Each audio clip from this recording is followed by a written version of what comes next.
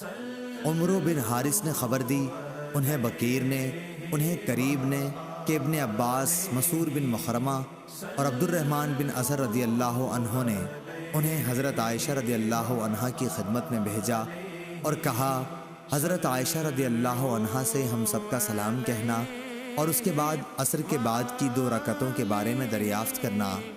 انہیں یہ بھی بتا دینا کہ ہمیں خبر ہوئی ہے کہ آپ یہ 2 رکعتیں پڑھتی ہیں، حالانکہ ہمیں حضرت صلی اللہ علیہ وسلم سے یہ حدیث پہنچی ہے کہ نبی کریم صلی اللہ علیہ وسلم نے ان 2 رکعتوں سے منع کیا ہے۔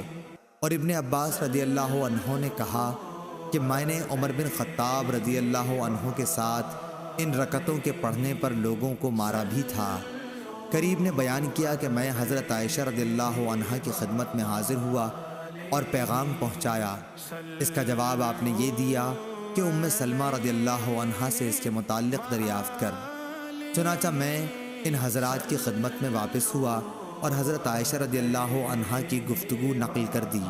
انہوں نے مجھے ام سلمہ کی خدمت میں بھیجا، انہی پیغامات کے ساتھ جن کے ساتھ حضرت عائشہ رضی اللہ عنہا کے یہاں بھیجا تھا۔ حضرت ام سلمہ رضی اللہ عنہا نے یہ جواب دیا کہ میں نے نبی کریم صلی اللہ علیہ وسلم سے سنا ہے کہ آپ عصر کے بعد نماز پڑھنے سے روکتے تھے، لیکن ایک دن میں نے دیکھا کہ عصر کے بعد آپ صلی اللہ علیہ وسلم خود یہ 2 رکعتیں پڑھ رہے ہیں۔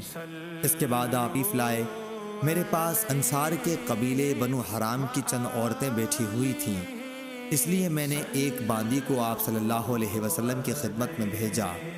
میں نے اس سے کہہ دیا تھا کہ وہ آپ کے بازو میں ہو کر یہ پوچھے کہ ام سلمہ کہتی ہیں کہ یا رسول اللہ صلی اللہ علیہ وسلم، آپ تو ان 2 رکعتوں سے منع کیا کرتے تھے، حالانکہ میں دیکھ رہی ہوں کہ آپ انہیں پڑھتے ہیں۔ اگر حضور صلی اللہ علیہ وسلم ہاتھ سے اشارہ کریں تو تم پیچھے ہٹ جانا۔ باندی نے پھر اسی طرح کیا اور آپ صلی اللہ علیہ وسلم نے ہاتھ سے اشارہ کیا تو پیچھے ہٹ گئی۔ پھر جب آپ فارغ ہوئے تو آپ صلی اللہ علیہ وسلم نے ام سلمہ رضی اللہ عنہا سے فرمایا کہ اے ابو امیہ کی بیٹی، تم نے عصر کے بعد کی 2 رکعتوں کے متعلق پوچھا۔ بات یہ ہے کہ میرے پاس عبد القیس کے کچھ لوگ آ گئے تھے اور ان کے ساتھ بات کرنے میں ظہر کے بعد کی 2 رکعتیں نہیں پڑھ سکا تھا، تو یہ وہی 2 رکعت ہیں۔ صحیح بخاری حدیث نمبر 1233۔